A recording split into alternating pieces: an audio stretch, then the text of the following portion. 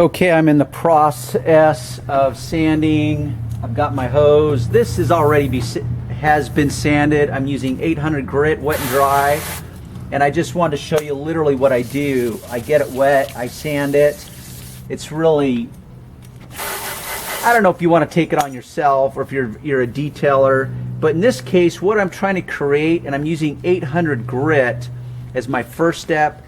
Then I'm going to go to 1500 grit, then I'm going to go to 2000 grit, and then I'm going to polish it to perfection. But right now what I'm trying to do is accomplish two things. Remove that clear coat completely, because it already started to chip off, fade off, wear off, degrade. As I sand this, I want to remove it 100%, and I want to create what's called a uniformed scratch pattern. So the way you polish is you polish by putting in progressively smaller and smaller scratches. That's how you polish. You start out aggressive. So if you're a guy, like with woodworking, you start out with maybe 80 grit, then you go to 150, then 300 grit, and then you apply a sealer like a varnish or whatever, a urethane coating. If you're a woman and you have your nails done, they'll start out with a coarse abrasive pad to get all the ridges off, and then they'll finish up with a medium and then an extra fine, and it looks shiny, but then they lay that last layer of nail polish, whether it's clear or color, and it fills in all those micro sanding marks, for lack of a better word. So it's the same with polishing anything. So there's my first step. I just have to verify that I have indeed removed 100% of the clear coat, and I've created a uniformed scratch pattern. Then I can move on to my next progressively finer and finer polish, sanding paper. Okay, here I am in the sunlight. I'm going to hope this lighting picks up more of the damaged headlamp. This is before I've sanded it. This is actually the headlamp, just for your information, that I used at the beginning to polish with the toothpaste, and clearly it is not acceptable results. So this is what the headlamps look like after I have sanded them with 800 grit. I have verified that I have in fact removed 100% of the clear coating. As you're sanding, you will start to see a pattern show up where it's still a little bit shiny versus completely satin or dull, and you'll know that you need to sand more and more to remove that clear coat 100%. So this is my first step, and I just wanted to show you the process.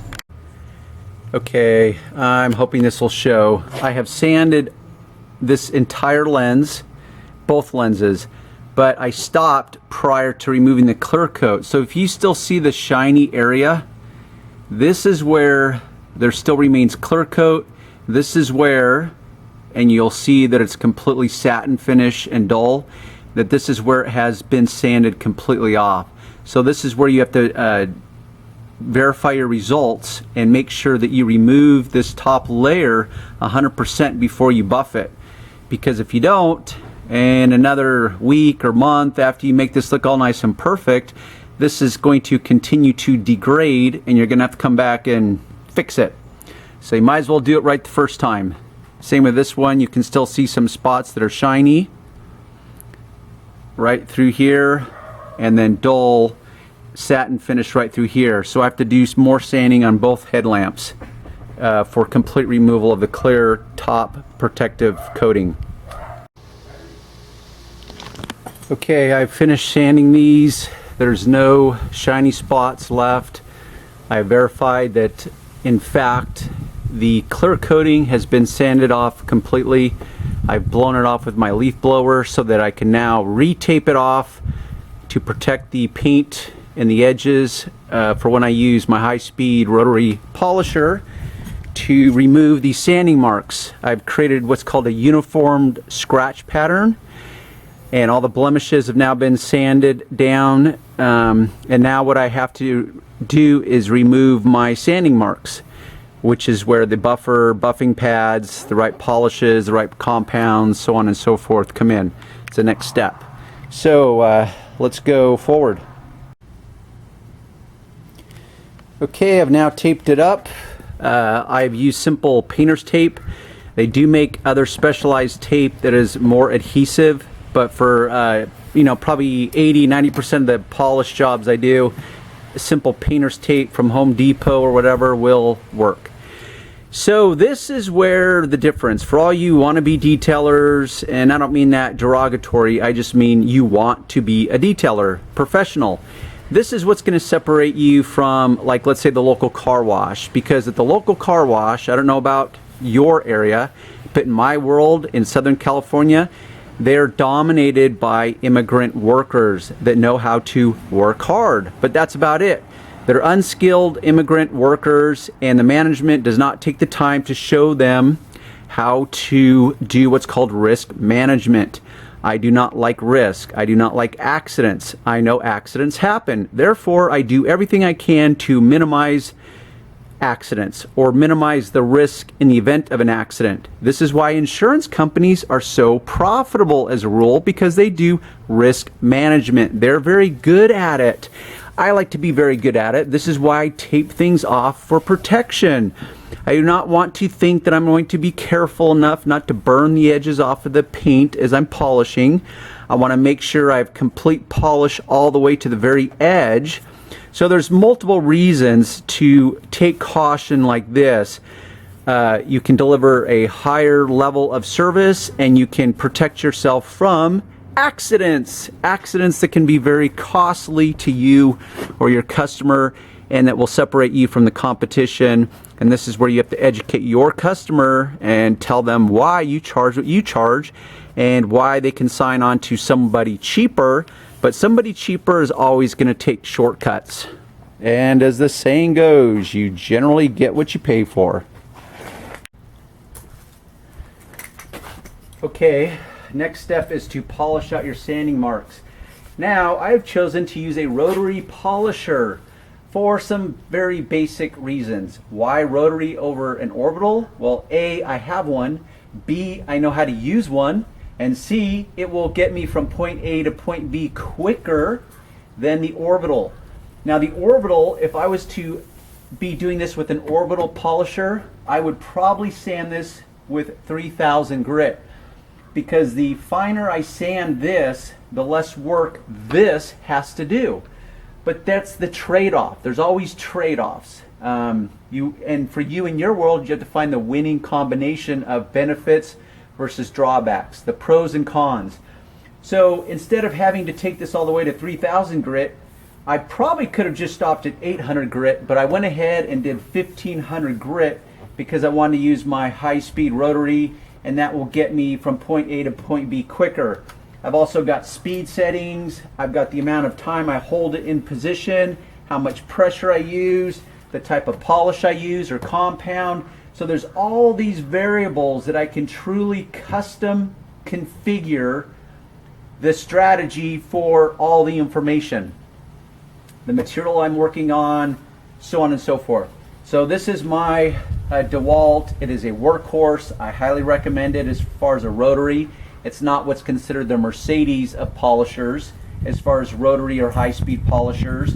That's where you'd want to flex. But for me, the DeWalt, it really is a workhorse. I'm going to set this at about 1500 RPMs. I clean the wool pad first with a wool or with this cleaning spur. Now I prefer the bucket method that I have to clean the pads with, the pad cleaner, but because this is just minimal polishing, I'm just going to cut to the chase using this spur, and I definitely am going to use a wool pad for the initial cutting. Okay, for this polish job, I'm using my Menzerna FG400. It's their high performance compound. This is all the polish I put on the pad. You'll see that I mostly center it because as the polisher spins, the polish will work its way out to the perimeter.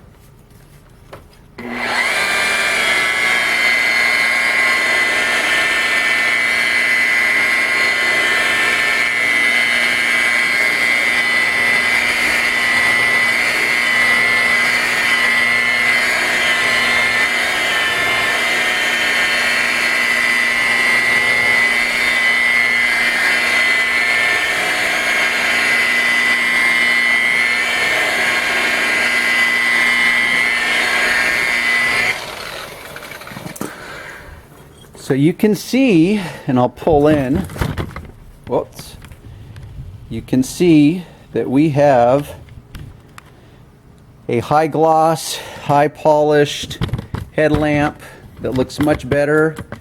That went pretty quick. Now I'm just going to finish it, but I wanted to show you the actual polishing process. So I'm going to cut and I'll pull back or come back for the finished result.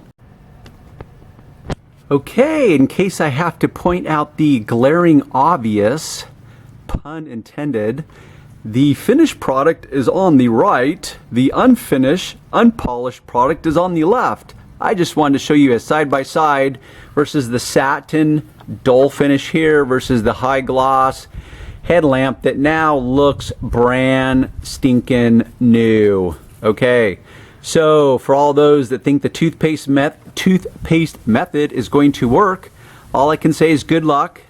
Prepare yourself for disappointment for most of you, but in this case, this is what is required for true headlamp restoration. Okay, here's our finished product, or to be more specific, my finished product. So what I did is I finished polishing it. I used the Mizurna, like I said, what's it called? The FG400. It is their high performance compound, and there's an interchangeable term for you, polish versus compound. And I went ahead and finished up with my SF4000, their superior performance polish. I used them both with the wool pad, and because on this lens, this headlamp lenses, swirl marks are not going to be a big issue. So I do not have to be overly concerned with swirl marks and using a finish pad or anything like that. Now I've cleaned up my mess. I did decide, not decide, but my true finished step is to use the Mizurna Power Lock. It's their polymer sealant. If you are a fan of the wonders of chemical engineering, which I am, that's why I go with a polymer synthetic sealant. So I sealed it with this. I know sealing kind of suggests that you create this, or you lay down this impervious shield to anything. That's not what it means. It's just, as a rule, sealants refer to synthetic products versus natural carnauba products. So I've detailed out all, if you look deep inside here, there's a rubber gasket way in there. There's no residual polish, compound marks. There's no burnt edges. This is what I call level 10 performance, and this is why you can charge more if you have the discipline and the patience and the skills and the products and the tools. This is how you as a professional detailer can charge more and more and more, because you can produce these types of results for people that even have an eye for this type of detail. And this is where communication is one of my kings. Is often you will have to communicate and educate your customer, because a lot of customers don't know the difference.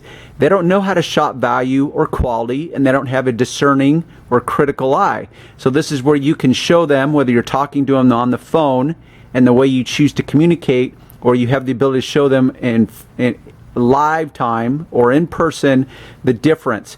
Because if you took it to the car wash, many of them will just cut to the chase because they're going to be charging less, and when you charge less, you're going to do less of a job. So they will not take the time to tape off the edges. There could possibly be burnt edges of the paint from the buffer, and if not burnt edges, like let's say they did take the time to tape it off, I can guarantee there'll be some compound or wax or polish, whatever you want to call it, that will be crammed in these seams that now I would have to take care of if I was detailing their car and come back and have to clean up someone else's mess.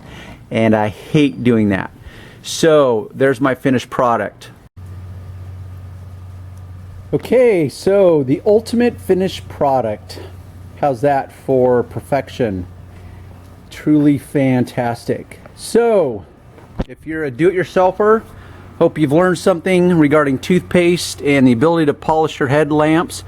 If you're a detailer trying to up your game and to branch out into other unknown territories, then hopefully this will become less of an unknown. and more of a known. If you want to know what I charge, see the link in the description box. It'll take you to my actual detail services page of headlamp restoration. You can see what I charge. It's good money.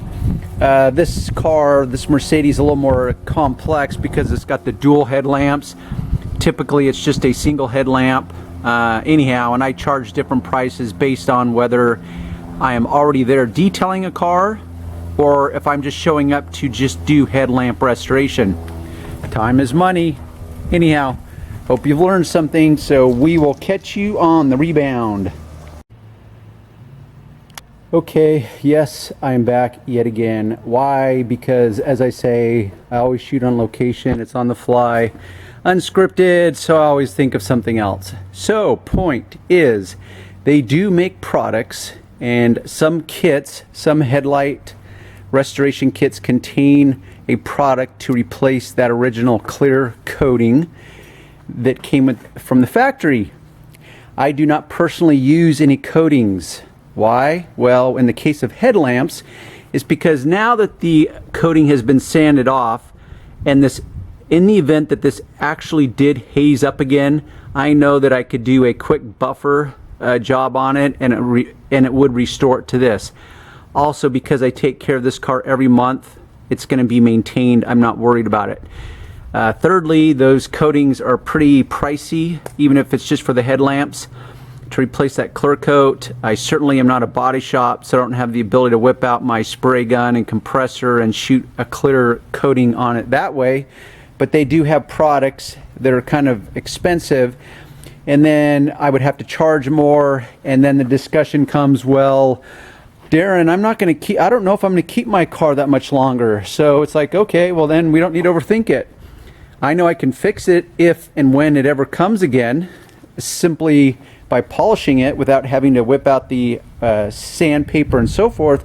So there's multiple reasons, but just so you know, there is products and kits out there to actually lay a clear protective coating on it. I'm merely choosing an alternative path, and I'm going to be putting wax on this each and every month, so it's far less of an issue.